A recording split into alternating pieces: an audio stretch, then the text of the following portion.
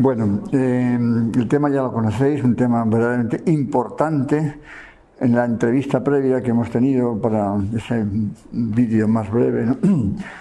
Ha hecho alusión a los años que ya se han cumplido, 50 y tantos años 57 de este asunto a partir de la aparición de la píldora.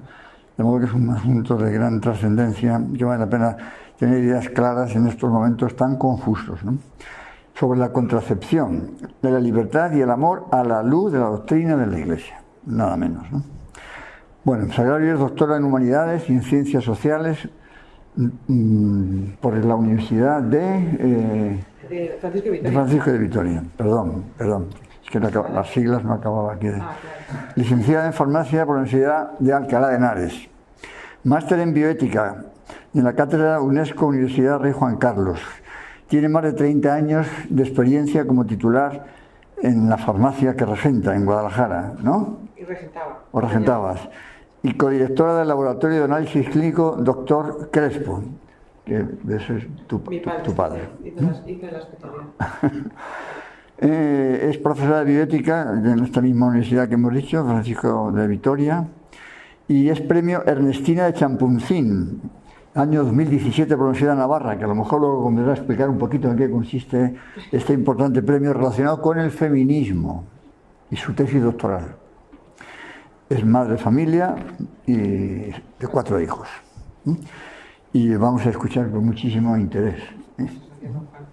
Bueno, gracias a vosotros por estar aquí, bienvenidos.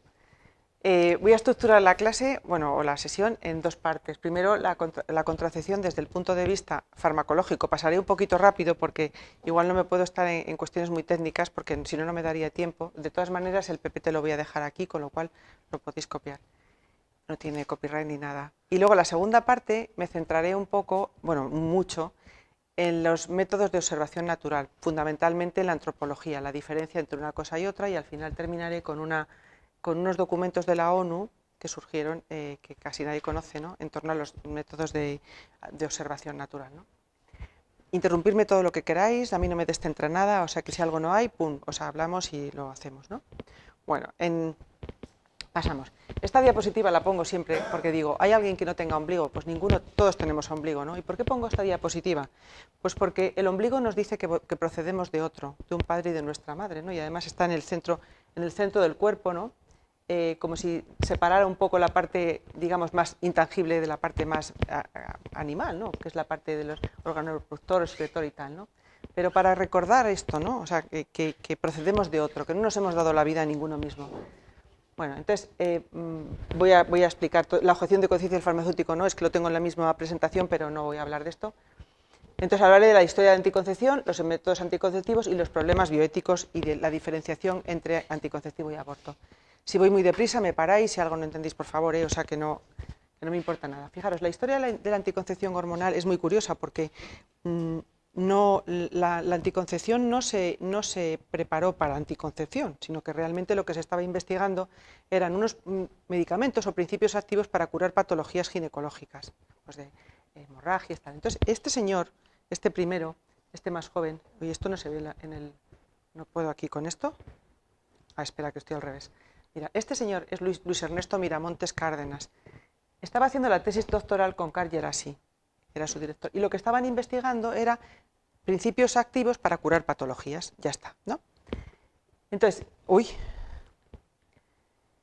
Luis Ernesto Miramontes lo que descubrió, sintetizó el compuesto ese que se llama noretisterona. O sea, para los que no entendéis nada, esto suena chino y no pretendo que se os quede, simplemente que os suene. Consiguió la primera patente en México en 1956, ¿no? Y en 1960 la FDA, que es el organismo, la Food and Drug Administration, que es el organismo que da patentes a los medicamentos, ¿no?, que da como el copyright, la salida, ¿no?, a la comercialización, lo comercializó bajo esos 2 nombres, Enovid y Syntex, del laboratorio Syntex y Norlutin. Y lo que demostraron fue que 300 miligramos de progesterona combinada con etilvestrol, que era el otro estrógeno, era el estrógeno, impedía la ovulación y por tanto el embarazo. Hasta ahí llegaron, no dijeron más. Gran Bretaña la autorizó en 1961 y España en 1964. En Francia fue en 1965. Bueno, al mismo tiempo estaban... Hola, buenas tardes, bienvenido. Al Al mismo tiempo había otros descubridores como Gregory Pincus o John Rock que estaban investigando lo mismo, estaban investigando algo para curar patologías, ¿no? Y ellos descubrieron lo mismo, que 300 miligramos de progesterona con etilvestrol durante 3 meses impedía la ovulación. Con estos experimentos se la puso en el mercado, sin más, sin ensayo clínico. O sea, lo único que dijeron es todas estas mujeres les hemos administrado estos principios activos, no ovulan y por lo tanto al no ovular no se pueden quedar embarazadas, ¿no? Y dijeron que el contraceptivo era eficaz al 100%. Fijaros, qué curiosidad, que Miramontes, el tesinando de Gerasi, tuvo 10 hijos. No deja de ser curioso, ¿no? Porque yo me lo he pensado muchas veces, digo, no estaría seguro, no querría someter a su mujer a semejante tratamiento, algo pasaría, porque para tener 10 hijos, ¿verdad? Entonces, a partir de entonces, la píldora irrumpió en el mundo como un tsunami. ¿Por qué?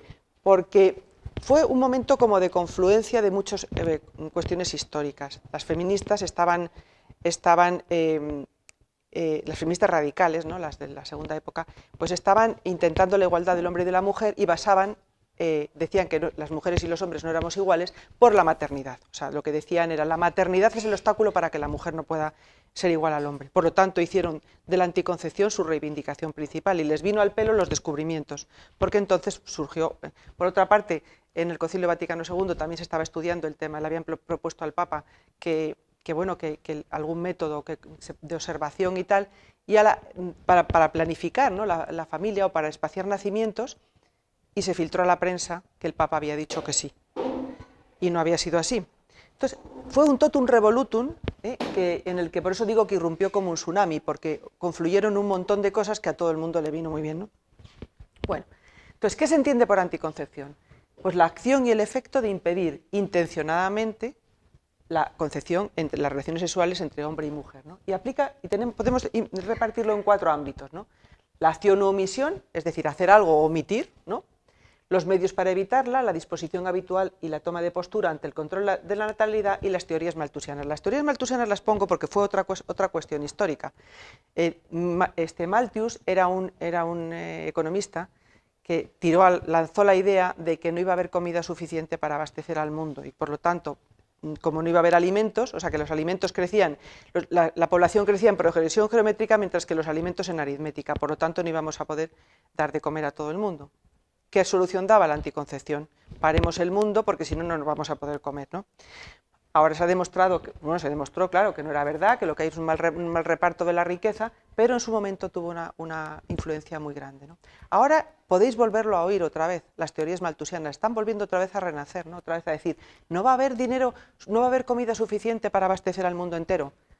O sea, estar un poco atentos porque yo estoy viendo ya que están retomando algunas cuestiones, ¿no? Este es el señor Malthus, ¿no? Bueno. En definitiva, es el conjunto de acciones, omisiones, disposiciones, actitudes, ¿no? y teorías que se asumen frente al hecho de la procreación humana, ¿no? Disociando. O sea, la contracepción lo que hace es disociar de manera voluntaria lo que siempre ha estado unido, que es la sexualidad de la procreación, ¿no? Bueno, todos los órganos tienen su función, y yo aquí siempre explico que a mí me parece y a lo mejor digo una cosa y don Juan me dice que es una herejía, espero que no, pero yo digo, o sea, yo si me fumo un pitillo, yo no puedo decir al bronquio o al pulmón que no actúe. Los efectos del pitillo a mí me van al pulmón. O si me emborracho, el hígado, puedo tener una cirrosis. Sin embargo, con la sexualidad puedo hacer lo que quiera. Y para mí, yo pienso siempre que es como una prueba de libertad que Dios nos ha dado en la parte generativa, ¿no? Porque dices, puedo hacer lo que quiera. Puedo tener hijos, puedo no tenerlos, cosa que con los demás órganos no puedo hacer, ¿no? A mí me parece que es como una prueba de confianza. Bueno, son cosas mías. No sé si es una herejía eso, don Juan. ¿Qué es la eficacia de un anticonceptivo? Se mide mediante el índice de Pear, ¿no? Que es el número de embarazos por 1.200 meses dividido por el número de meses. ¿Y esta diapositiva porque no ha salido entera? No sé. Por el número de meses de usos. Cuanto más bajo es el índice de Pear, más eficaz es en cuanto a anticoncepción. Que esto es importante porque luego los anticonceptivos se dice, el índice de Pear es 2, es 1,2, es total, ¿no? Bueno. Clasificamos hormonales, métodos de barrera, quirúrgicos o interceptivos. Los vamos a ver, no me voy a detener en los mecanismos de acción porque ni es el objetivo ni me llevaría mucho más tiempo, ¿no? Hormonales. Podemos tener 3 presentaciones, 3 tipos de preparados, ¿no? Los combinados de estrógeno y progestágeno, solo progesterona y el DIU. El DIU tiene una consideración aparte por el mecanismo de acción que tiene y por la forma de presentación y de administración que tiene, ¿no? En cuanto a lo primero, o sea, habíamos dicho estrógeno y progestágeno, ¿no? Bueno, pues lo primero, hay 3 presentaciones: comprimidos, anillos y parches. Solo progestágeno, estábamos en la segunda, ¿no? Solo preparados de progesterona, comprimido minipíldora, implantes e inyectables. ¿Por qué hay tantas presentaciones? Pues por varias razones. Una, porque no todas las mujeres son iguales y necesitan la misma cantidad de estrógeno o progestágeno. Segundo, porque se ha ido haciendo más presentaciones para aumentar la seguridad anticonceptiva. Y después por comodidad en algunas cuestiones, ¿no? O sea, por ejemplo, el anillo vaginal es mucho más cómodo que tomar una pastilla todos los días, ¿no? Bueno, ahora lo vemos. Y el DIU, ¿no? Esto es un DIU. Tienen estas presentaciones, ahora lo explicaré. Esto es un DIU calcificado que se escapó y se calcificó. Es una radiografía auténtica. Bueno, vale. Y luego tenemos, el DIU puede ser de 2 maneras, o solo de cobre, o el que tiene depósitos de progestágeno, que es el que se llama DIU Mirena, que está muy, vamos, en ginecología lo verás, ¿no? Este tiene una consideración bioética distinta al otro, que ahora veremos, porque puede tener un efecto terapéutico. O sea, los anticonceptivos hay que tener en cuenta que, puesto que la intención fue curar patologías, la diferencia ética estará en si curamos o tenemos un efecto anticonceptivo, ¿no? Como todos los medicamentos, ¿no? O sea, que no es... en realidad, cuando se usa como anticonceptivo es lo que en farmacología se llama off-label, es decir, que se utiliza un medicamento fuera de indicación. Por ejemplo, tomáis por ejemplo, la dormidina, que sonará a todos, ¿no? Pues es un antihistamínico. Lo que pasa es que tiene como efecto secundario que induce el sueño y se utiliza ese efecto secundario con esa indicación, pero la indicación principal es antihistamínico. Pues con los anticonceptivos pasa lo mismo. O sea, la indicación principal era curar patologías, restaurar el ciclo menstrual, ordenar a la mujer en su patología. Lo que pasa es que al administrar esos fármacos no se ovula y lo que se utiliza es como anticonceptivo. ¿Sí? ¿No? Entonces, claro, la valoración ética es diferente si estamos utilizando para curar o estamos utilizando como anticonceptivo. Hasta aquí sí, ¿no? ¿Vale? Vale. Bueno, el mecanismo de acción. Pues en general, el mecanismo de acción de los anticonceptivos es que compiten, o sea, se da una dosis alta de estrógeno y progestágeno a lo largo del ciclo diferente, y lo que hace es competir con las hormonas naturales. O sea, cada hormona tiene un receptor. ¿Qué es un receptor? Un receptor es que ante una hormona tiene un receptor que le manda la señal, es lo que se llama el mecanismo de inducción, y al mandarle la señal, el receptor responde y hace la función. ¿Sí? Entonces, ¿qué hacen los anticonceptivos? Competir con esos mecanismos, ¿no? Competir con esos mecanismos y lo que hace es causar una alteración en los órganos diana. Por lo tanto, al competir lo deja inhábil, ¿no? Digamos, lo tapa la acción, tapa esa acción de inducción, ¿no? Y por lo tanto altera la secuencia de las hormonas naturales, ¿no? El más usado es etinilestrol, también levonorgestrel, bueno, hay distintos preparados. Y ahora se puede añadir también un derivado antiandrogénico que se le llaman las píldoras de tercera generación, pero ya, o sea, esto nada, ni caso.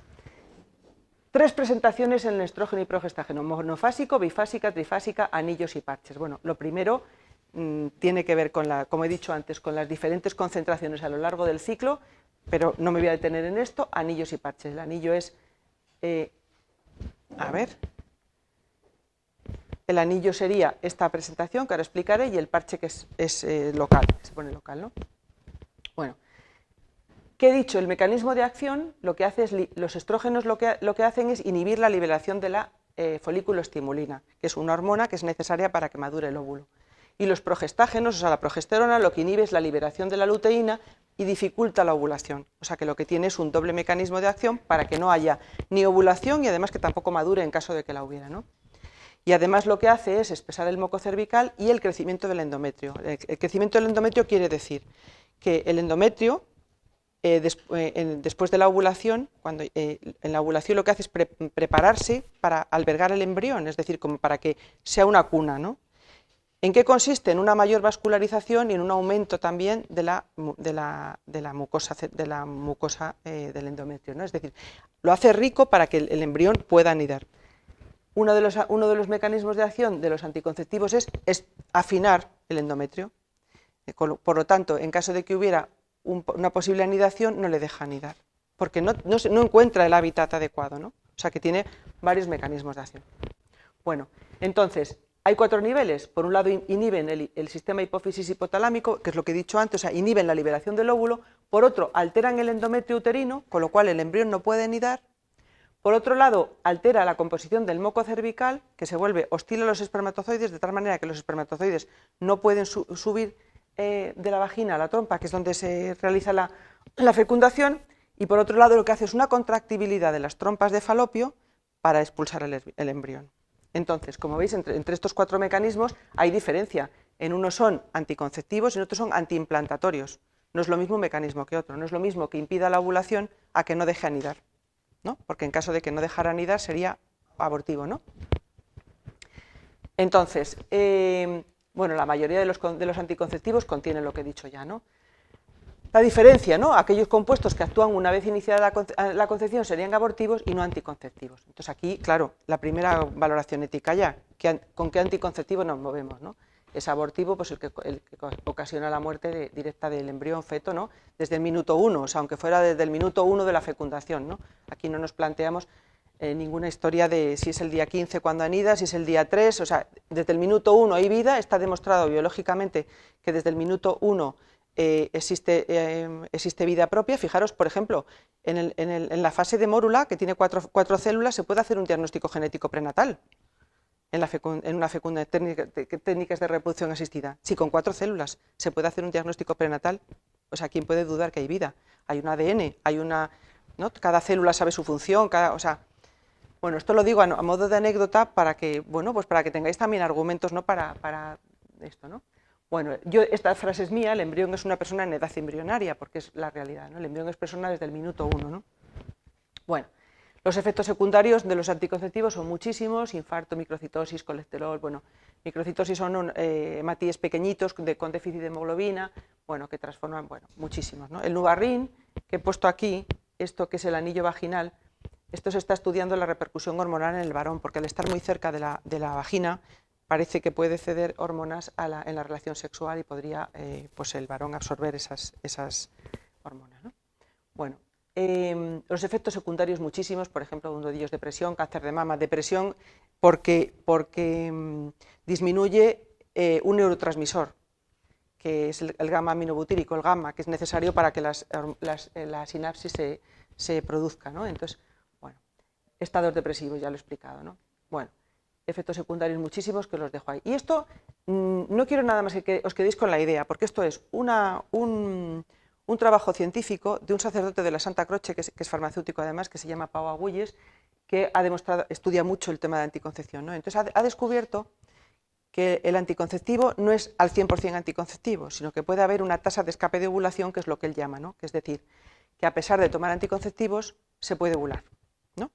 Entonces, los hay en mayor y menor grado. Hay anticonceptivos que no tienen ninguna tasa de escape y otros que tienen mucha y otros que tienen menos, ¿no? Entonces esto hay que tenerlo en cuenta, porque dependiendo de la tasa de escape de ovulación hay un efecto residual que podría ser abortivo, ¿no? ¿Sí? ¿Voy muy rápido? Un poco, ¿no? No. Bueno, entonces, para que os quedéis con la idea, ¿no? Porque esto es el estudio, que me llevaría mucho tiempo explicarlo. Si a alguno le interesa, está en Cuadernos de Bioética y ponéis Pau Agulles, y si a alguno le interesa lo podéis ver porque lo explica muy bien, ¿no? Entonces, en realidad, la conclusión es que cada 8 años de administración de un anticonceptivo una mujer corre el riesgo de abortar 0,7 veces o una vez cada 11 años. Cuanto más se utiliza un anticonceptivo, mayor tasa de escape de ovulación existe, ¿no? Por lo tanto, también depende, cuando se usa un anticonceptivo, aunque sea por indicación terapéutica, también hay que tener en cuenta estas cosas, ¿no? Que, pues, entonces, claro, nos podemos preguntar bioéticamente, ¿no? Lo siguiente, nos podemos preguntar, ¿se puede afirmar con seguridad que provocan abortos? No, pero tampoco se puede afirmar que no los provocan, por esta incertidumbre que hay, ¿no? Por lo tanto, ¿dónde estará la eticidad del uso de los anticonceptivos en la acción terapéutica?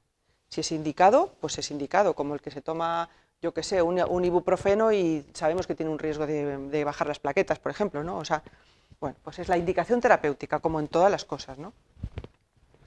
Entonces, y esto, claro, éticamente no es lo mismo, ¿no? Porque ante la posibilidad farmacológica hay que buscar la finalidad terapéutica y no la esterilidad, ¿no?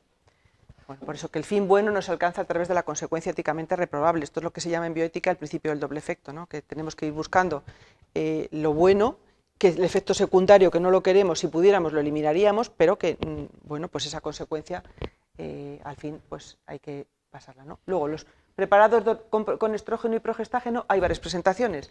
Este es el implante, que se pone como en con esa pipetita, ¿no? Se deja dentro una varilla, lo tenéis abajo. Esto es un inyectable, que es el acetato de medroxiprogesterona, que la presentación es el nombre comercial es de Proprogevera. ¿Por qué lo digo? Mirad, el implante es una cápsula de teflón que lo que va es liberar 68 miligramos al día de tonogestrel, ¿no? Durante un mínimo de 3 años, o sea, se deja por 3 años. Puede ser Implanon y Norplan, que son 6 cápsulas, ¿no? Igual. Estos implantes alteran el endometrio.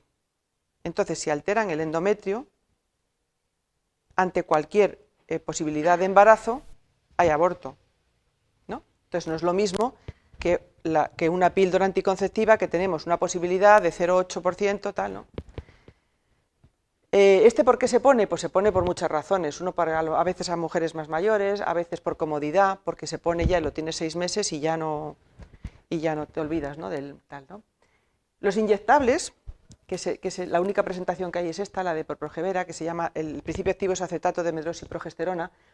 Se administra, esto lo utilizaban mucho las deportistas, porque se pincha, se pone la inyección durante 3 meses, liberan el principio activo y se olvidan, ¿no? Bueno, pues en casi la totalidad de los estudios se ha demostrado que impide la ovulación al 100% y que en caso de que hubiera un embarazo, el embarazo seguiría adelante. Por lo tanto, estaríamos ante el único medicamento que no tiene escape de ovulación, que tenemos casi el 100% de seguridad de que no tendríamos aborto. El problema es que produce muchas hemorragias y se pone poco. Bueno, las minipíldoras. ¿Por qué se llama minipíldora? Bueno, pues porque la concentración de estrógeno y progestágeno es muy pequeña. Pero ¿qué ocurre? Que tiene una tasa de escape de ovulación del 50%, es decir, impide la ovulación solo el 50%. ¿Qué quiere decir? Que 50% hay ovulación, pero 50% podría haber. Por lo tanto, la tasa antiimplantatoria o abortiva es muy grande, ¿no? No es lo mismo. Fijaros, la minipíldora, antes de que hubiera píldora del día siguiente, mandaban en los hospitales como contracepción de emergencia 3 de golpe, porque claro, era antiimplantatoria fulminante, ¿no? Entonces, bueno, pues como veis hay diferencia entre unos y otros, ¿no? Por eso la importancia de ir a un buen o malo ginecólogo, así que aplícate a ser una ginecóloga, que haces mucha falta. Entonces, luego ya está, ¿no? Esto ya lo hemos dicho, ¿no? La valoración ética, pues minipíldoras, riesgos de aborto de algo menos de una vez al año, el implante 96 y el inyectable de progesterona, pues sería el que menos, ¿no? Bueno, esto es una falsa información, esto es una web francesa que lo denuncian las usuarias, ¿no? Porque han dicho que no sabían que tenían todos estos efectos secundarios. Cuando me habéis preguntado en la entrevista si había información buena, te he dicho que no, porque es que el 80% de ellas dicen que de haber sabido los efectos secundarios, no solamente farmacológicos y fisiológicos, sino también a nivel, no sé, humano, ¿no? Pues que no lo tomarían, ¿no? Entonces, el DIU. El DIU tiene esta presentación, es una especie de triángulo, ¿no? Este es el de cobre, que lleva arrollado, esto es de teflón, y lleva arrollado un cobre, y luego tiene pueden ser de estas 3 maneras. Dependiendo del útero de la mujer, hay diferentes tamaños, y el hilillo ese se queda como al final, se queda fuera de la vagina, ¿no? Para poderlo extraer. Fijaros, el DIU de cobre altera, es abortivo 100%. O sea, el Mirena no, pero el DIU de cobre altera el transporte del gameto y la motilidad de las trompas. ¿Por qué? Porque el producto del cobre lo que libera es lo que se llaman unas prostaglandinas, que lo que hace es tóxico el ambiente uterino y es tóxico para el embrión.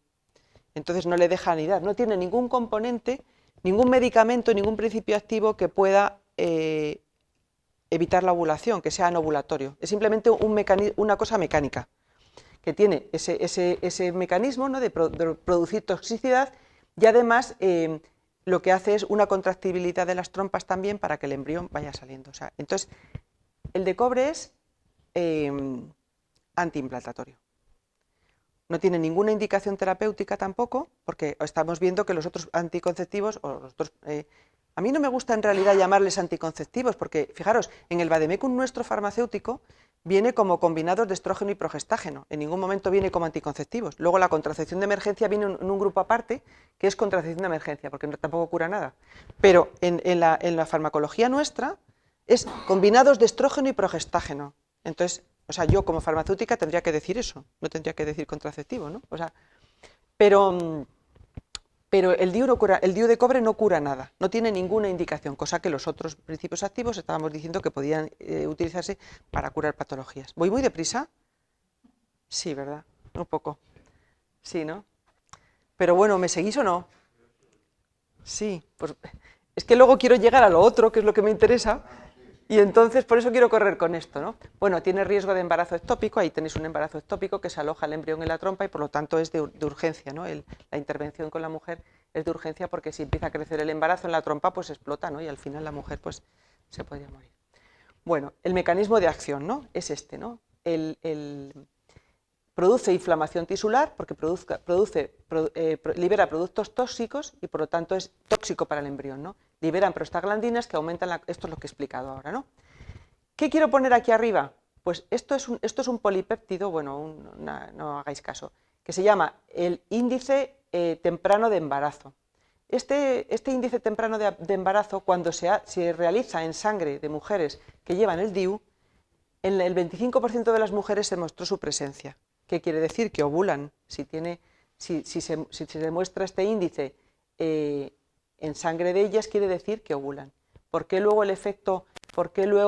no hay embarazos? Pues porque hay un segundo mecanismo de acción que es este otro, que es alterar las trompas y los cambios estructurales, que es lo que hace que sea antiimplantatorio. Entonces, claramente no tiene ninguna indicación terapéutica, nada más que anticonceptivo. ¿Qué pasa con el Mirena, que es el farmacológicamente enriquecido? El DIU Mirena lo que tiene es que es un DIU, pero que además lleva progesterona. Entonces, al llevar un principio activo, puede impedir la ovulación. Se ha visto que tiene una indicación para la hemorragia menstrual severa, o sea, esas mujeres que sangran y sangran y sangran permanentemente, que les producen anemias grandísimas, y también en el cáncer de cuello de útero. Entonces podéis oír por ahí que a una persona le han puesto un DIU Mirena y se lo ha puesto un ginecólogo ético y ella pues está también, o sea, y es así. ¿Qué ocurre? Que cuando un ginecólogo pone este tratamiento tiene en cuenta varias cosas.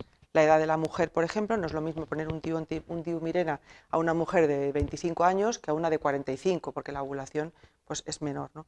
No es lo mismo que haya tenido más hijos, ¿no? Y luego, sobre todo, si tiene una indicación terapéutica, ¿no? Entonces, con indicación terapéutica, con unas consideraciones, el DIU Mirena podría tener indicación para esto, ¿no? Para la hemorragia menstrual severa, siempre y cuando no se pueda tratar de otra manera. O sea, lo primero que hacemos es ver si se puede tratar de otra manera para evitar la posible aborticidad del DIU Mirena y después, pues con esas consideraciones, pues el ginecólogo lo pone porque es terapéutico, ¿no? El menor tiempo posible, por eso la importancia, ¿no? De ir a uno a otro, ¿no?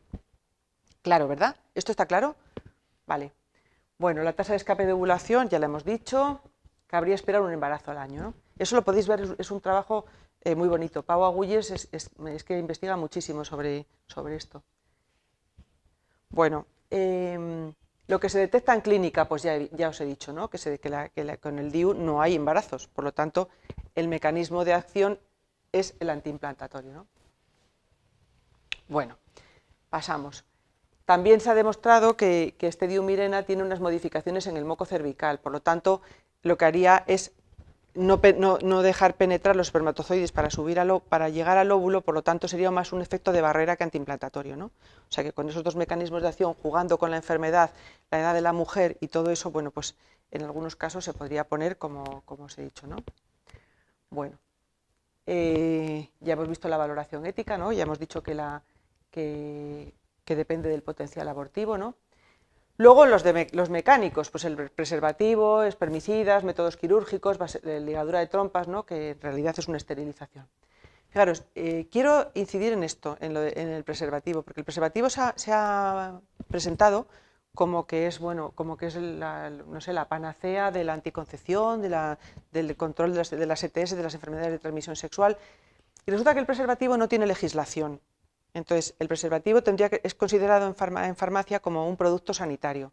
Un producto sanitario como puede ser un tensiómetro, como puede ser unos guantes de látex, pues hay muchas cosas que son productos sanitarios. Cuando vas a la legislación de la EMS, pues resulta que no hay legislación sobre el preservativo, cosa que a lo mejor los guantes de látex sí que la hay. Vas a ver unos guantes de látex y te dice tamaño de poro, lleva talco, no lleva, la prueba de resistencia, y en cambio con el preservativo no. ¿Qué ocurre? Que se está escapando del canal sanitario, porque se venden en cualquier sitio, los están fabricando y en las farmacias llegan, bueno, yo no los vendo, pero como me llegan las circulares del ministerio, pues cantidad de veces ya retirada del lote no sé cuántos de tal, porque por rotura, por falsificación, por no sé qué, ¿no? Entonces, quiero explicar que el preservativo puede tener, su membrana no es uniforme, o sea, esto es un corte sagital y se hace también mediante una prueba de escape, la fortaleza, ¿no?, de lo que es el látex. Y tiene cavidades y poros, de tal manera que tiene huecos de 3 a 15 micras de anchura, y además a lo largo y a lo alto, ¿no? Y la permeabilidad se estudia mediante lo que digo, ¿no?, mediante la prueba de escape, que detecta orificios solo de 20 micras, pero el VIH mide 0,1 micra, 60 veces más pequeño que la sífilis y 450 veces más pequeño que el espermatozoide. ¿Qué quiere decir? Que como método de barrera, lo único que no pasaría por esos poros sería el espermatozoide, pero la sífilis, la clamidia, todas las enfermedades, por lo tanto, esto es bueno saberlo, porque nos han planteado un panorama que no es verdad, ¿no? O sea, que no es verdad por todo lo que os digo, ¿no? Ya aparte de toda la parte ética, ¿no? Me estoy refiriendo solo a la parte. Por eso el SIDA está subiendo, por eso está subiendo las enfermedades de transmisión sexual, por eso vacunan a las niñas ya del papiloma, porque el papiloma está creciendo, ¿no? La sífilis, por ejemplo, que no era llevamos unos años en que es de obligatoria declaración, y llevábamos unos años que no había, ¿no? Por lo tanto, fijaros, 0,65% de la sífilis no es eficaz, ¿no? Ineficaz en clamidia, en uretritis, en papilomas o herpes simples, por lo tanto, no se puede considerar un profiláctico al 100%, ¿no? Y tampoco es un anticonceptivo, porque aquí hay un estudio del profesor López Guzmán de Navarra que dice que el 40% de los fallos de anticonceptivos de preservativos recurren al aborto, ¿no? Por lo tanto, es por lo que hablábamos antes, que la mentalidad anticonceptiva no concibe tener un hijo, y si no tengo el hijo planeado, pues si me quedo embarazada, pues lo descarto, ¿no? Bueno, los quirúrgicos, ligaduras de trompas y vasectomía, que es ya, bueno, pues la ligadura de trompas consiste en cortar o en sellar aquí la trompa, ¿no? En la vasectomía, cortar el conducto deferente de tal manera que no pasen los espermatozoides, y aquí pues que el óvulo no. La ligadura de trompas ahora es reversible, con una microcirugía es reversible para volver a reestructurar, ¿no?, la trompa en caso de que, bueno, pues que mujeres se hayan arrepentido. Y ahora vamos a ver los interceptivos, que es la píldora del día siguiente. Y aquí es un poco complicado, pero quiero que os quede la idea clara, porque también no están vendiendo como nada. Ya habéis visto que la Ellawan la anuncia Telecinco, me parece que es, ¿no? Bueno, pues Telecinco, ¿verdad? Y yo la vi el otro día y digo, me horroriza, o sea, un principio activo anunciado, es que es el colmo, ¿no? Pero como se vende sin receta, pues está fuera de la prescripción, por lo tanto ahí se han agarrado a esto, ¿no? Es todo ideológico, o sea, es que es una cosa. Entonces, los interceptivos se pueden clasificar de dos maneras, según el principio activo y según el momento del ciclo menstrual. La primera que se hizo, bueno, la segunda, ¿no?, pues lo que hizo fue la mifepristona, ¿no?, que es la famosa RU 486 de hace muchos años, que es una antiprogesterona, o sea, compite con la progesterona, que es la necesaria para albergar el embrión, lo cual quiere decir que lo que hace es dilatar el cuello del útero para que el embrión se expulse. Bueno, en los ensayos clínicos, fijaros que es del New England Medical, decía que el primer estudio que la eficacia abortiva era del 96%. Estos son los ensayos iniciales. Y en la siguiente, pues igual, ¿no? En el año 93, el 96%. Este es el Norlevo, esta es la contracepción de emergencia. La contracepción de emergencia, como os he dicho antes, en el vademecum está aparte, porque no cura nada, no tiene ninguna indicación terapéutica. La única función que tiene es contracepción de emergencia, es decir, una pastilla que toma una mujer cuando le ha fallado un método anticonceptivo y piensa que está embarazada o que se puede quedar embarazada. Por eso se llama de emergencia, ¿no? Entonces, no es un medicamento y posee 30 veces más de principio activo del levonorgestrel, que es el principio activo, que una píldora normal. 30 veces más. Y actúa a 3 niveles. Por un lado, puede evitar la ovulación. Por otro lado, impide la fusión del óvulo con el espermatozoide, y por otro lado, si hay fecundación, hace imposible la implantación. Por eso se indica en el prospecto que se tomen 72 horas, porque se necesita rapidez, porque si no ya no tendría efecto, ¿no? Bueno, esto es un informe muy bueno del Hospital Puerto de Cádiz, una investigación sobre la píldora del día siguiente, que es en la que nos hemos basado todos los estudios, porque en realidad no dejan hacer estudios, porque en realidad como la están tomando mujeres que no van al médico, que se la compran solas porque no se requiere receta, se está escapando. Yo creo que es un problema de salud pública, yo así lo planteo, porque un problema que está en manos de gente joven, que no pasan por el médico, que no tienen receta. Es una contradicción, además, que nos pidan para un antibiótico una receta o para un ibuprofeno y para esto no, ¿no? Entonces, es ideológico totalmente y de salud pública, porque están haciendo que mujeres jovencitas se estén comprando la píldora del día siguiente cada semana, o sea, cada fin de semana, porque además se les altera la menstruación y por lo tanto no saben muy bien cómo tienen su ciclo biológico, se creen que están embarazadas y a lo mejor no están y se la toman. Entonces, no las controla nadie, no van al médico, se vende, no sé cuánto vale, pero me parece como de unos 19 euros, una cosa así, ¿no? Entonces, tampoco es... Pueden ir a una farmacia, se la puede comprar una de 16 a una de 14. O sea, es que es un problema de salud pública, pero así estamos, ¿no? Entonces, es una emergencia que no para de crecer, ¿no? Porque no ha disminuido el número de abortos. Porque, en principio, cuando esta píldora se puso en el gobierno de Trinidad Jiménez, que la puso como diciendo, vamos a parar los abortos, porque, o sea, como todo lo que se plantea, vamos a parar, y resulta que los abortos están creciendo exponencialmente igual que el número, que el consumo de anticonceptivos, ¿no? O sea, en España hay 1,5 abortos por minuto, ¿no? O sea, y también esto es importante, ¿no? Porque el 81% de los farmacéuticos nos pusimos diciendo que no estábamos de acuerdo. Se llevó a Bruselas y en Bruselas nos mandaron para casa otra vez. Montamos una comisión y en Bruselas nos dijeron que no, que éramos unos retrógrados, que en toda Europa se hacía y que aquí también. Claro, ¿qué decir de esto? Esto no lo abro, pero esto es una farmacia de Zaragoza que la vende por internet, hace descuentos si compras 2 o 3, te la manda, o sea, entonces claro, dices, o sea, ¿qué está pasando, no? O sea, ¿qué está pasando, no? Y además te regala cosas, ¿no? Es un negocio, ¿no? Existen casos de ictus cerebrales, ¿no? Como pues, declarados en el Hospital de la Paz, ¿no? Pues mira, ahí lo tenéis, en Medicina Clínica del año 2011. Una niña con un ictus cerebral como consecuencia de una píldora al día siguiente. 14 años. O sea, una niña de 14 años, ¿no? Pero, bueno, pues nada, ¿no? Esta es la siguiente, que es el acetato de ulipristal, que esta es la de los 5 días. Esta es eficaz a los 5 días. Es otro principio activo que tiene 30 miligramos de acetato de ulipristal, que es antiimplantatorio también, ¿no? ¿Qué ocurre con este? ¿Qué ocurre? Bueno, esto también es otra denuncia de las francesas que denunciaban que se las habían vendido sin decirle lo que pasaba y que han tenido montones de efectos secundarios. Hay una plataforma. Los franceses están más mejores que nosotros, porque hay cosas que por lo menos... Bueno, el prospecto. Bueno, os dejo este prospecto si lo queréis abrir cuando veáis la presentación, porque veréis qué ambigüedad en el prospecto. O sea, cuando hay un prospecto de un medicamento hay unas consideraciones y unas estipulaciones muy detalladas. O sea, te puede decir, pues no se puede utilizar en niños, la incidencia de cáncer de no sé qué tal. Aquí no se ha visto, no se sabe, no se ha podido estudiar, no. ¿Y eso por qué? Bueno, ahora explico por qué. Primero paso al mecanismo de acción. El mecanismo de acción tiene tres momentos, ¿no?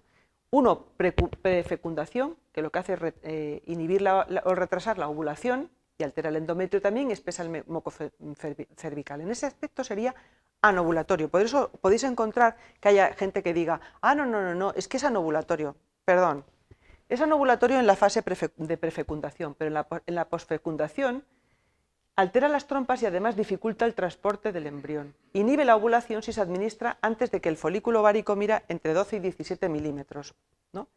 Si se administra 2 a 5 días antes de la ovulación, esto es importantísimo, si se administra 2 a 5 días antes de la ovulación, el 80% de las mujeres ovulan. Es decir, que si una mujer tiene una relación sexual, por ejemplo, la ovulación la tiene el día 14 y tiene una relación sexual el día 12, por ejemplo, 2 días antes de la menstruación, o el día 11, está ovulando. Por lo tanto, el mecanismo de acción, la contracción de emergencia actúa por el siguiente mecanismo de acción, que es antiimplantatorio. O sea, ovula, se queda embarazada y el mecanismo de acción antiimplantatorio elimina el embrión. Entonces, y si se ocurre un día antes, el 92 ovulan. O sea, hay ovulación.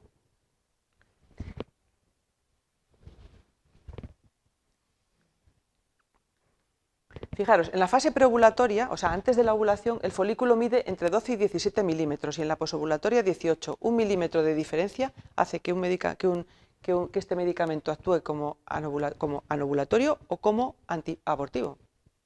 ¿Quién va a ir a hacerse una ecografía a un hospital a que le hagan si tiene 18 milímetros o 17? Pero es que además es una inseguridad farmacológica grandísima que no se aplica a otros fármacos.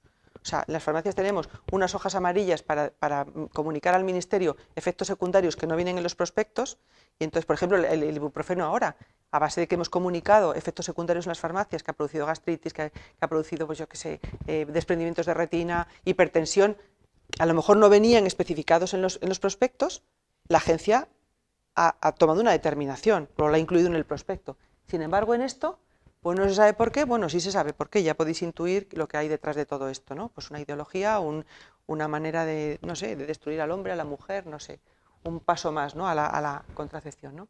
Y sin receta médica ya menores, ¿no? Contradicciones, ¿me seguís o no? Sí. Bueno, los ensayos clínicos, pues nada, no, tampoco se experimentó en 11 mujeres de 9 de las que abortaron, ¿no? Estos son los ensayos clínicos preliminares. Bueno, aquí hay más ensayos clínicos, que no hay ensayos clínicos en menores. Bueno, todo esto especifica que hubo unos ensayos clínicos primitivos, pero ¿qué ocurrió? Que cuando se comercializó la píldora del día siguiente, se pusieron esos ensayos clínicos y esos efectos secundarios. Claro, se echó la comunidad científica encima y modificaron los prospectos 5 veces. Por lo tanto, el prospecto que hay ahora no tiene nada que ver con el primero. Y entonces, ahora lo lees y dices, pues oye, si no es nada, si esto es como si tal cosa, o sea, no. Entonces, han modificado los prospectos 5 veces. Bueno, esto fue otro tipo de, bueno, que se podría llamar de contracepción también de emergencia, ¿no? Porque el misoprostol. ¿Por qué pongo esta diapositiva? El Cytotec es un medicamento para la úlcera de estómago, cuya composición es misoprostol precisamente. Cuando este medicamento lo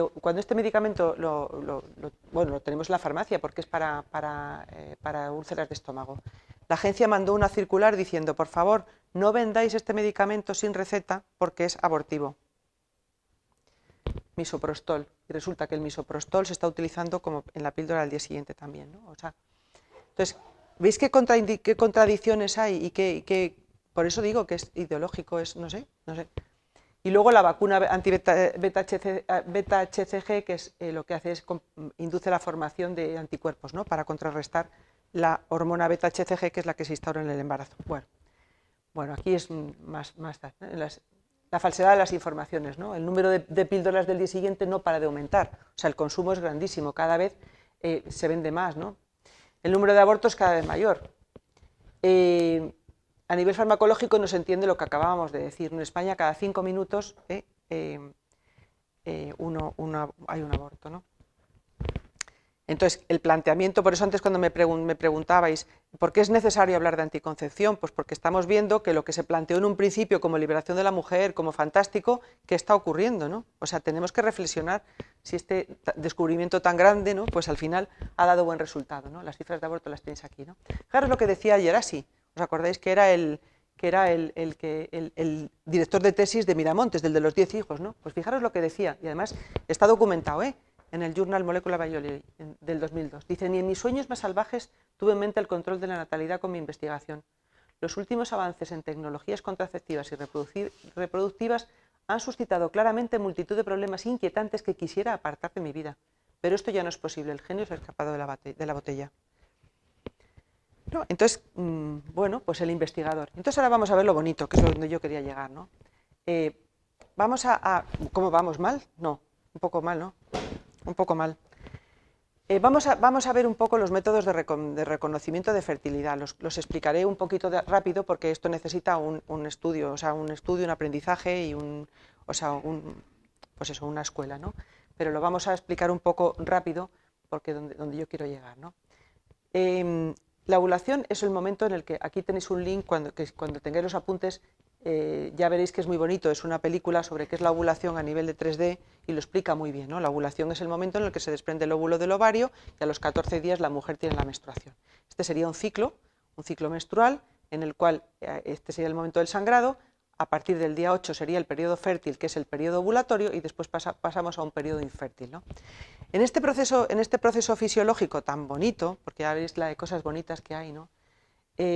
Resulta que a la vez que cambian las hormonas, ¿no? para producirse todos estos cambios, tanto para si queremos, porque en realidad el ciclo menstrual está preparado para albergar un niño, o sea, se prepara para tener un hijo, ¿no? O sea, porque luego si no hay fecundación, lo que hay en la menstruación es una descamación del endometrio y ya está, ¿no? Pero se prepara todo para albergar un niño, ¿no?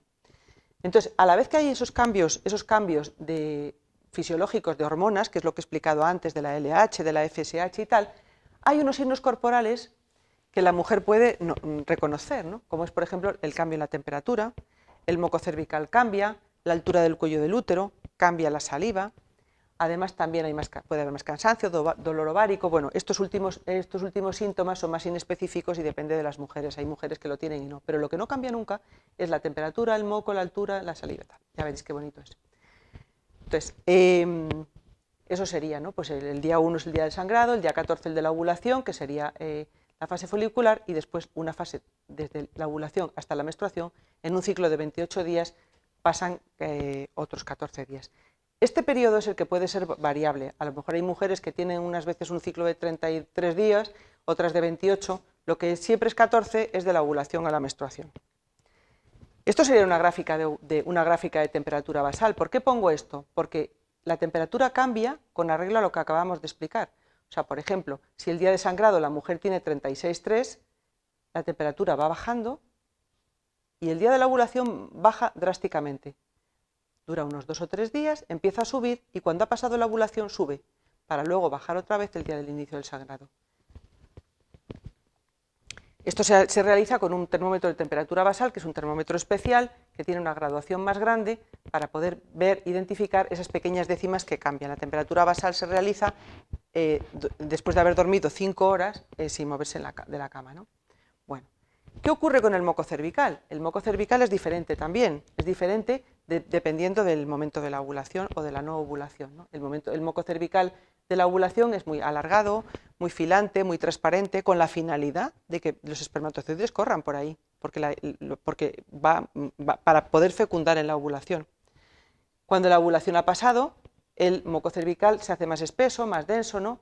Se llama moco estrogénico o moco de progestágeno, ¿no? Eso la mujer lo puede detectar perfectamente, dura unos 3 días. También se puede ver al microscopio electrónico, ¿no? Esto es una diapositiva que representa las 3 cosas, ¿no?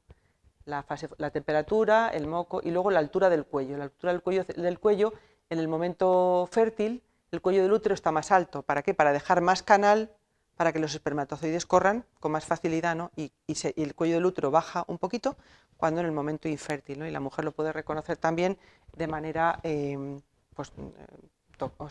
reconociéndolo pues, con un dedo, ¿no? Por ejemplo. Fijaros qué bonito. El moco estrogénico forma un patrón similar a un helecho, a diferencia del moco infértil, ¿no? El moco fértil sería este. El moco infértil sería esto. Esto dura unos 3 días. ¿Y por qué ocurre esto? Porque el estrógeno se forma un patrón parecido al helecho porque cristaliza hay mayor concentración de ácido siálico.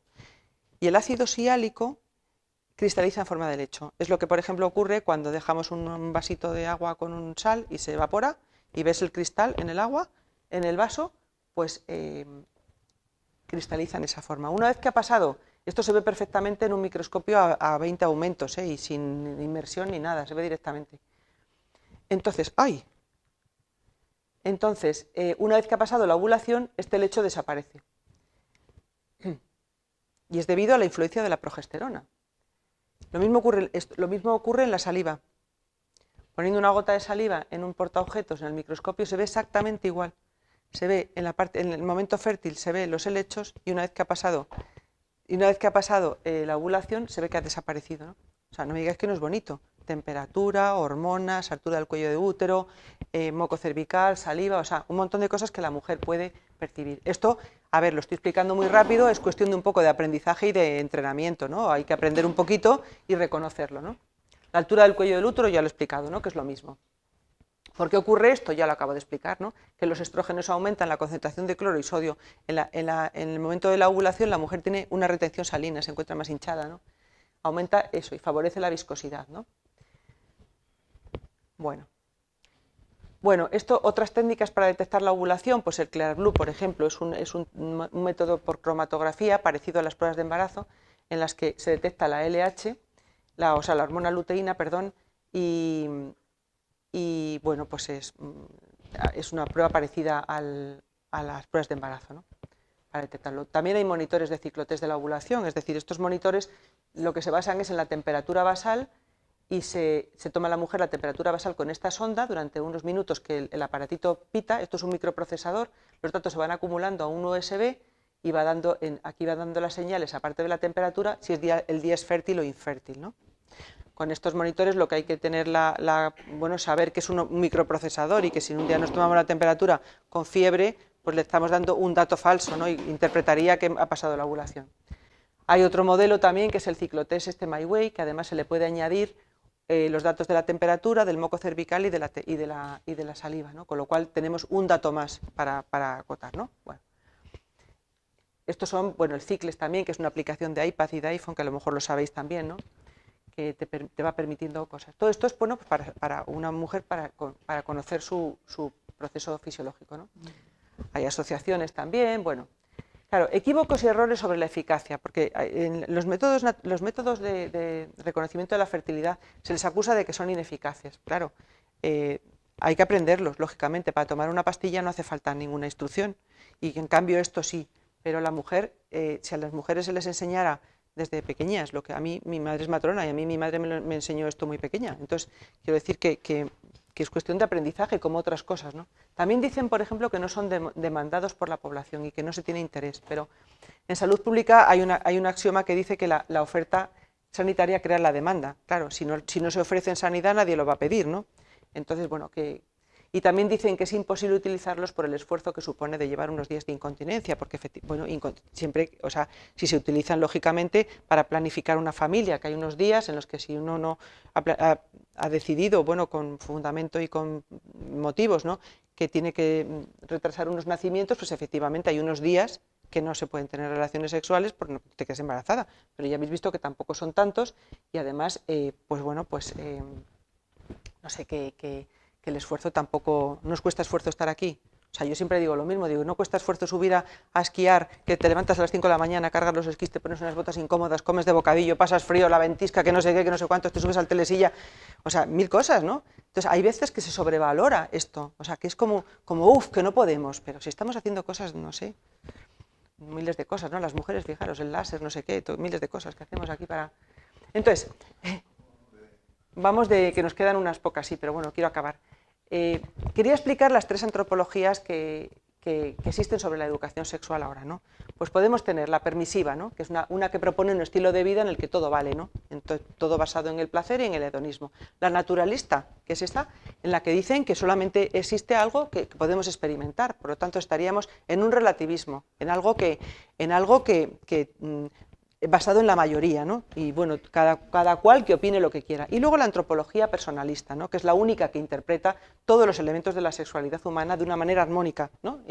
Y no es frecuente en la actualidad precisamente por esta mentalidad anticonceptiva que hay, por esta mentalidad del poco esfuerzo, por los conceptos que hay tan raros, ¿no?, sobre esfuerzo, sobre fertilidad, sobre amor, ¿no? Estamos en una sociedad en la que, los presupuestos antropológicos están, como eliminados, ¿no?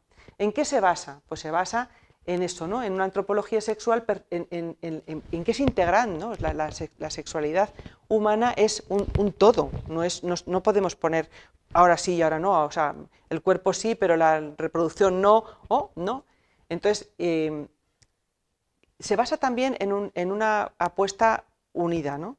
Son los dos los que deciden las cosas, no sé, como que conduce también a la generosidad, ¿no? Porque los días, por ejemplo, estos que decíamos infértiles, pues también conducen a la generosidad, ¿no? Porque son días que a mí me parece que que cuando me estoy refiriendo a cuando se quiere planificar una familia y hay unos días de abstinencia, ¿no? Son unos días preciosísimos para, por ejemplo, para fomentar el romanticismo, el amor, no sé, otro tipo de cosas, que no todo en un matrimonio es la relación sexual. Es mucho, claro que sí, pero hay otras cosas, ¿no?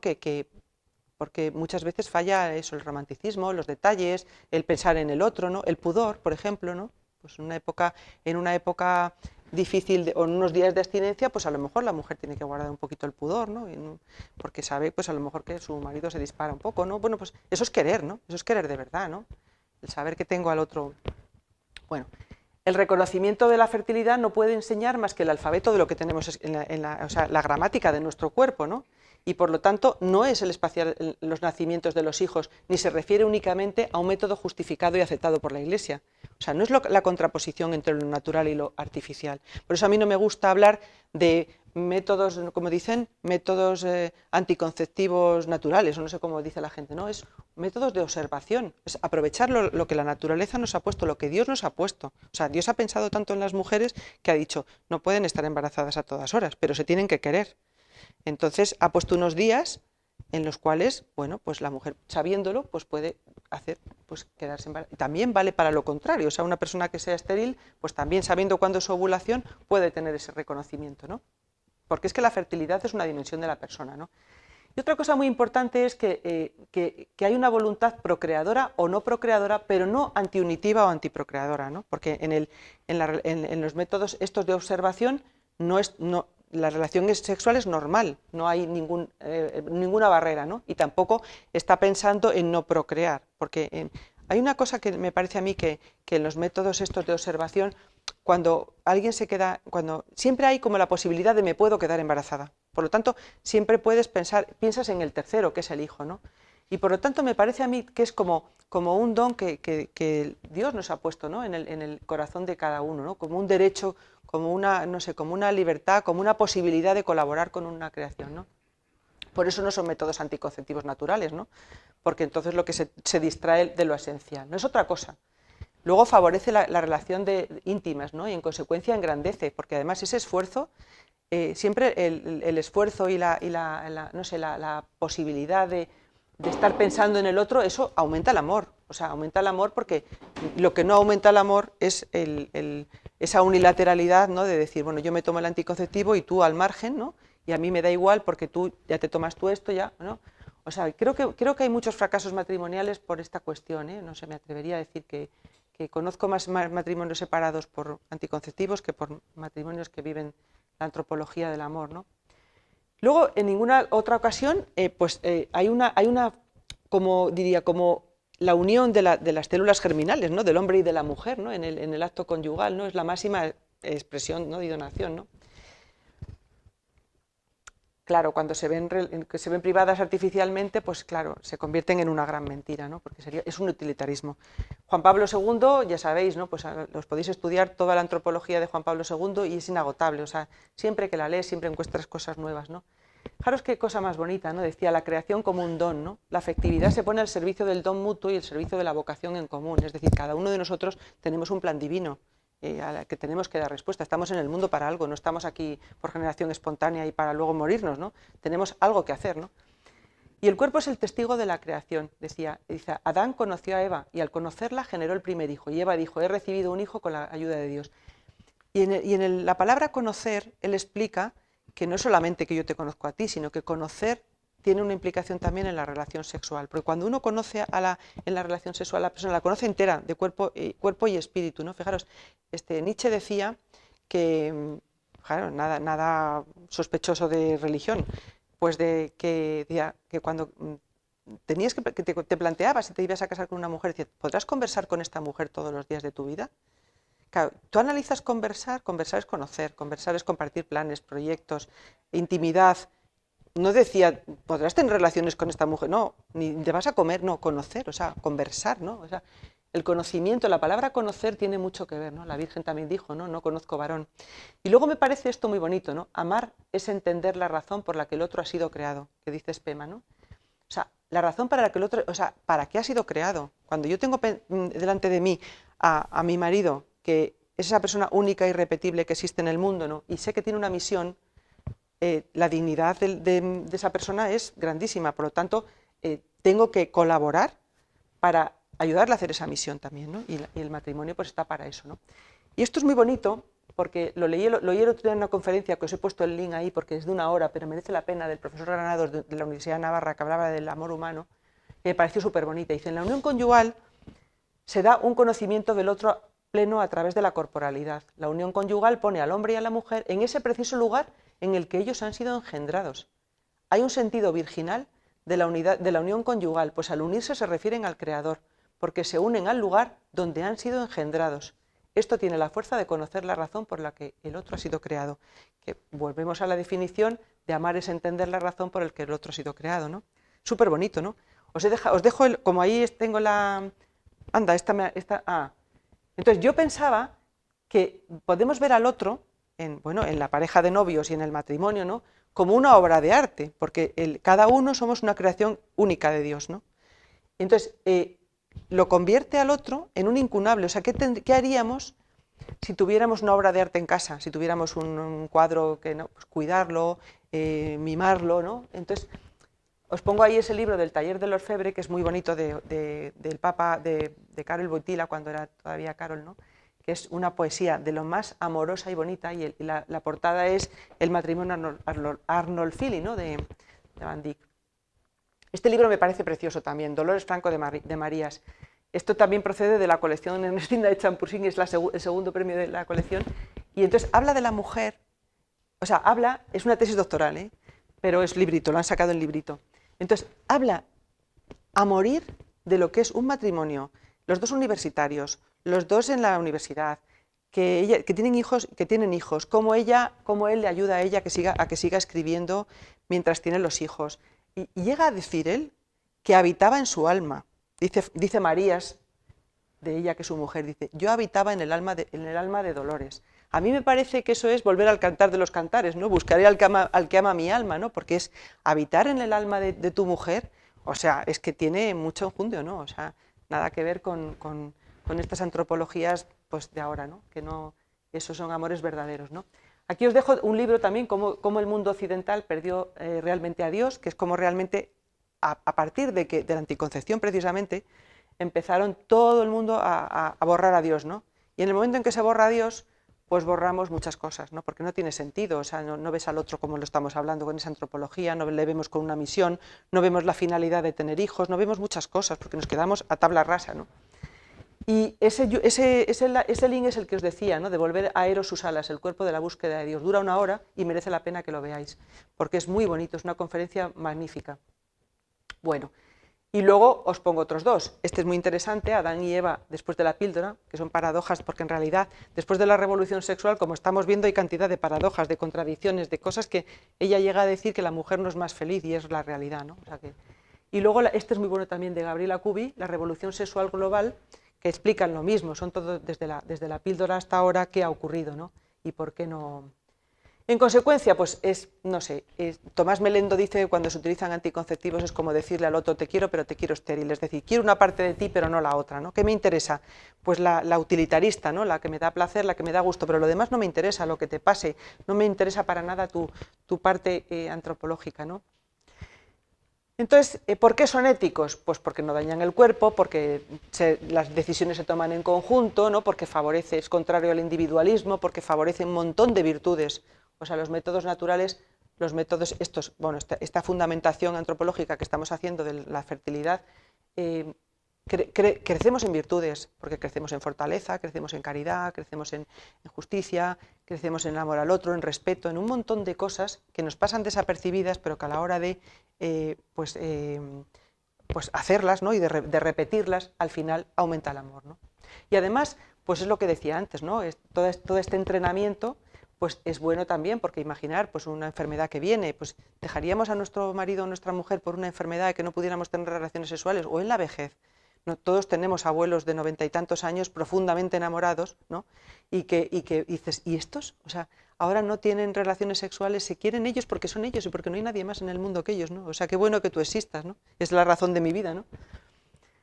Y la diferencia, pues ya lo hemos visto, ¿no? Que son dos conceptos absolutamente diferentes. Por eso no podemos hablar de anticoncepción natural, porque es que es una manera completamente distinta de comprender la sexualidad y el amor, ¿no? Es lo que decía, ¿no? Aquí decía, pongo esta diapositiva de Mary Shelley, que es la autora de Frankenstein, que dice: no deseo que las mujeres tengan más poder que los hombres, sino que tengan más poder sobre sí mismas, ¿no? En realidad, yo pienso que, yo voy a decir una cosa, don Juan, si digo barbaridades, pero yo creo que la enemiga del demonio es la mujer. Yo sí, estoy convencida, porque cargada la mujer, cargada la sociedad.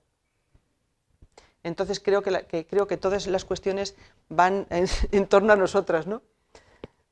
Entonces, en conclusión, pues eso, ¿no? Estamos al servicio del amor y bueno, pues y al servicio de lo que Dios quiere para nuestra vida, ¿no? Al final, cambiar el orden. Hay un autor francés que se llama Beaubernage que dice que en la naturaleza no hay contradicciones, y es verdad. O sea, cuando uno va en contra de la naturaleza pasa factura, de la manera A o de la manera B, antes o después, pero la pasa, ¿no? Bueno, enseñanzas del Papa, ¿no? A mí me parece que con esta concepción de la antropología de la fertilidad se entiende muy bien el celibato también, porque entendemos la misión, entendemos lo que es dejar para el amor de los amores también, ¿no? Nuestra vida y entregarnos a los demás. Me parece que se entiende muy bien, y si alguno se quiere leer el libro, ¿no? Pues también es muy bonito, ¿no? A mí me parece que es que el celibato, si no, desde el otro punto de vista no se entiende, porque se entiende, parece que son anormales o que son, no sé, ¿no? El quedarse ahí. Entonces, no. Una curiosidad, y ya con estas 3 diapositivas termino, que quiero que las conozcáis. Fijaros, en 1979, la píldora se aprobó en 1965, y en 1969 la Organización Mundial de la Salud estableció definición para la planificación familiar. Se refiere a técnicas para buscar o evitar los embarazos mediante la observación de los signos y síntomas que de manera natural ocurren durante las fases fértiles. Dice, para evitar... no se utilizan fármacos, procedimientos mecánicos ni quirúrgicos. Debe haber abstinencia de las relaciones sexuales durante la fase fértil del ciclo. La relación sexual debe ser completa cuando ocurra. En 1980 se maduró en su definición al promocionar los métodos naturales de regulación fertilidad de la vida familiar.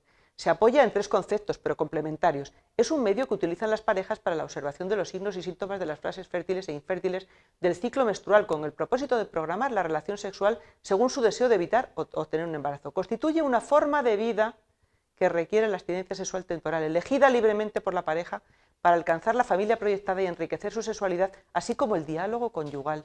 C. Es un proceso educativo que motiva a la pareja para que tenga una relación plena de madurez autónoma. ¿Qué tal? Y en 1982 se editó un material educativo en la que participaron 6 países que lo aprobaron: Canadá, Colombia, Kenia, República, Filipinas y Reino Unido. Y en 1984 reconoció la ONU la validez de los métodos naturales de fertilidad, invitando a los gobiernos a informar sobre los métodos médicamente acreditados, entre ellos los métodos naturales. En una comunicación presentada en 1988, se considera como la única forma verdaderamente efectiva para espaciar los nacimientos, porque incluyen el respeto a la salud de la mujer y del hombre, respeto a sus valores éticos, culturales y religiosos, junto con la capacidad de adaptarse tanto a los problemas del exceso de población como de disminución de la misma. ¿Y dónde ha quedado esto? En el manual de la OMS se dijo que el buen resultado de los métodos depende, pues, de que el hombre lo acoja y la mujer conjuntamente, ¿no? Dice, sin embargo, los métodos naturales acreditados no han sido asimilados por los médicos, ¿no? Se describió magistralmente estos argumentos, ¿no?, que convierten el amor contraceptivo en un amor contradictorio, porque rechazan la corroboración en el ser, los deseos de plenitud y la entrega recíproca, la relación entre regulación natural de la fertilidad y madurez sexual, las diferencias en la forma de vivir las relaciones sexuales entre el hombre y la mujer, los aspectos psicológicos, promoción de la salud y el bienestar. Y esto ha quedado en nada, ¿no? Y ahora termino con una frase de Raisa Maritain, que es la mujer de Maritain, ¿no? Dice, hablar del amor nos sitúa ante una experiencia eminentemente espiritual, es decir, considerar el hombre y la mujer en esa parte espiritual, no solo en el amor. La persona se da directamente descubierta, sin esconderse bajo las especies de ningún otro don que sea menor. Se da toda entera, desde el primer momento, dando y comunicando al amado lo que ella es y extasiándose en él. La persona misma del amante se convierte en el don, simple, único y sin reservas posibles, hecho al amado. Es por esto que el amor es el don de sí absolutamente y por excelencia. Cuanto más el espíritu se eleva sobre la carne, tanto más la locura de amor. Es que ella tiene un libro que se llama Locura de amor. Y ya está, hemos terminado. he puesto esto de hacia dónde vamos. He puesto hacia dónde vamos, porque digo, bueno, a ver. Bueno, preguntas. He corrido un montón, pero es que tenía poco tiempo y quería decir muchas cosas. No sé si con tanta... Bueno, en fin, alguna pregunta a lo mejor, no sé, una cosa breve. En el MIR de médicos ya aletea el espíritu abortivo, ¿no? En las preguntas que se hacen y los estudiantes tienen que... Esto lo sabrá más el que se prepara para médico, para el farmacéutico, para lo que sea, ¿no? Pero... Y luego está la dificultad de las leyes, ¿no? Has dicho es persona, pero realmente tú querías decir, perdóname, seguramente persona humana. Ahí ya entra la fe necesariamente, porque la definición clásica de persona humana es humana, sustrato individual de naturaleza espiritual, ¿no? Un ángel es persona, pero es persona angélica, es otra cosa. En cambio, en Francia, no sé si todavía, persona es después de 24 horas de nacer vivo, ¿no? Fíjate, pues ahora mismo en Francia han cambiado, que leí ayer un artículo muy interesante, que los no nacidos, o sea, los niños que mueren, los fetos que mueren intraútero, que antes los reconocían como feto de sagrario, por ejemplo, ¿no? Así los registraban, ahora los han incluido en el registro del libro de familia y se pueden enterrar. Pero el tema de persona, según el Código Civil, es a las 24 horas del nacimiento. Pero, sin embargo, te diré que un embrión es sujeto de derechos porque puede heredar. O sea, yo ahora mismo, imagínate, yo estoy embarazada, mi marido se muere y el heredero es el embrión que llevo dentro. Es sujeto de derechos y hereda en España. Hereda. Entonces, hereda. Entonces, ¿qué ocurre? Que aquí tienes que discernir entre la capacidad de obrar y la no capacidad de obrar. Entonces, un embrión no puede colgar un cuadro, ¿no? Entonces, pero se le reconoce, si se le reconoce sujeto de derechos es porque es persona. Entonces, yo una vez consulté esto a un abogado y dije, entonces, ¿por qué el Código Civil dice que no es persona hasta las 24 horas de nacer? Y me dijo que era para proteger precisamente que si yo estaba embarazada que heredaba de mi marido, yo lo abortara, ¿entiendes? Que era como una protección. Pero una cosa es la capacidad jurídica y otra es la capacidad de obrar. Entonces, la figura jurídica es persona desde el momento de la concepción, diciendo que no, que tiene esa capacidad, o sea, que no tiene capacidad de obrar. Lo que está en suspenso es la capacidad de obrar, pero es sujeto de derechos, no es objeto de contrato. Y ahora en el 8 de marzo, cuando hacían hincapié en las 45.000 mujeres que mueren cada año por el procedimiento de aborto, si lo digo bien, Poveda y compañía hacían... Claro, además yo no entiendo cómo pueden plantear el aborto. El aborto es un fracaso. Es un fracaso porque en realidad, como es el divorcio también, ¿no? Con todos mis respetos, puede haber montones de causas por las que una persona se divorcie y yo no voy a entrar ahí para nada, ¿no? Y conozco gente que no ha podido más que divorciarse, ¿no? Pero el aborto es un fracaso. Al final el aborto es algo que tú no querías que viniera y que te lo quieres quitar de en medio, que luego, pues... Entonces, o sea, lo que hay es mucha desinformación. Por ejemplo, hace unos años había un político que era... Mosteri, me parece que era, no me acuerdo quién era, que decía que el embrión era una masa de células que ni siente ni padece y es un parásito de su madre. Eso salió en El País publicado, ¿no? Y esta dijo el otro día algo parecido, ¿no? Dijo, pues es que como no hay más que unas células, le puse un Twitter que digo, póngase usted a estudiar. El embrión es, o sea, persona desde el momento de la concepción. Usted no sabe nada de lo que es el proceso de tolerancia inmunológica del embrión, de por qué un embrión no es rechazado por su madre. Que quien coge el mando de operaciones del embarazo es el embrión, no la madre.